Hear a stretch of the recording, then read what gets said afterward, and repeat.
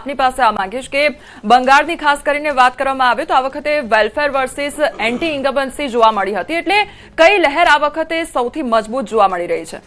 હું એવું માનું છું કોઈ પણ રાજ્યમાં કોઈ એક સરકાર 10 વર્ષ કરતાં વધારે ચાલે એટલે એક દશકમાં એમની એન્ટી ઇન્કમ્બન્સી ચોક્કસ ઊભી થાય. પ્રો ઇન્કમ્બન્સી જેવો વર્ડ જે છે ને એ નોર્મલી સત્તામાં અને ગવર્નન્સમાં બહુ જ ઓછો કામ કરતો હોય છે. એ બહુ બધા ફેક્ટર હોય છે આની પાછળ. પણ યસ, બંગાળમાં જે બે લડાઈ હતી કે મમતા દીદીનું શાસનમાં એવું તે શું છે કે કારણ એટલે આમ તો વેક્યુમ જ હતો શું છે કરતા બી કે ભાઈ કોઈ રાજકીય પાર્ટી જેમ આપણે કોંગ્રેસને વાત કરીએ એક સમય હતો લેફ્ટિસ્ટ અને કોંગ્રેસની સરકાર આટલા વર્ષો રહી અને બંગાળમાંથી આખો દેશ ચાલતો એવું આપણે કહેતા. ત્યારબાદ કોંગ્રેસ ક્યાંય ગઈ વખતનું પરિણામ તમે જો તો 2 સીટ કોંગ્રેસ એટલે લગભગ સિંગલ ડિજિટથી પણ નહીવત જેવી પરિસ્થિતિમાં આવી ગઈ. ભારતીય જનતા પાર્ટી 2માંથી 78 સુધી પહોંચી એટલે એમણે સતત પ્રયત્ન કર્યો. હવે રહ્યો સવાલ વેલફેરનો તો એનું કારણ એ છે કે કેન્દ્ર સરકારની ઘણી બધી યોજના એ પછી ક્યાંક ખેડૂતોની હોય ક્યાંક મહિલાઓની હોય ક્યાંક ગેસના બાટલાની વાત કરતા હોય. કેન્દ્ર સરકારને એવું છે કે અમે જે યોજના મેડિકલની 10 લાખવાળી કેન્દ્ર સરકારને એવું છે કે અમે જે યોજનાઓ દેશવ્યાપી આવી રહ્યા છે એ બેસ્ટ ઓફ ધી બેસ્ટ છે અને રાજ્યોએ પણ એને એપ્લાય કરી લેવી જોઈએ.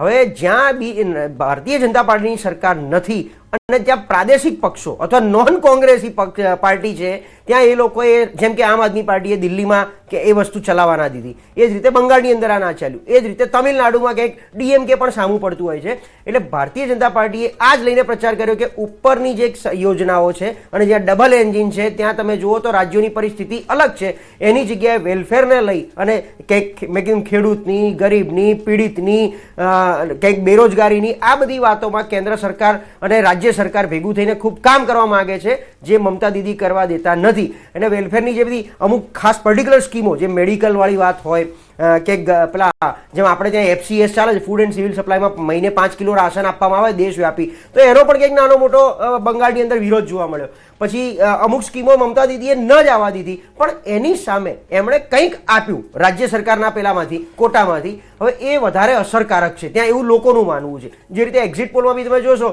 તો કોઈ એવું નથી કીધું કે મમતા દીદીના એટલે પરિવર્તનનો પવન નથી પણ યસ સામે મમતા દીદીનો એક જુવાળ છે હજી પણ અને લોકો પસંદ કરે છે. ભલે પછી આ વખતે ઝાલમુરી ક્યાંક ને ક્યાંક વધારે વાયરલ થઈ હોય, ભલે ક્યાંક મોદી અમિત શાહે વોર રૂમમાં પેલી હોટલમાં 10 દિવસ આમ વોર રૂમ બનાવી દીધો હોય અને ત્યાંથી આખું બંગાળ ઓપરેટ કર્યું હોય, બંગાળની દેશ ઓપરેટ કર્યો એમણે. પણ એક હું એવું માનું છું કે કોઈ પણ પાર્ટી જ્યારે પગ પેસારો કરે એટલે પહેલી વાર એનું બતાવવા માટે પ્રેઝન્સ બતાવવા, બીજી વાર એ વિપક્ષ બને, ત્રીજી વાર એ એક ફૂટપ્રિન્ટ બનાવે કે વિપક્ષ તરીકે કરેલા કામના સરવાળાના આધારે સત્તામાં બેસાડો. એટલે હજી પણ ક્યાંક સત્તાથી થોડું ઘણું દૂર આ વખતે ભાજપ રહી શકે છે એવું મારું અંગત માનવું છે. જી.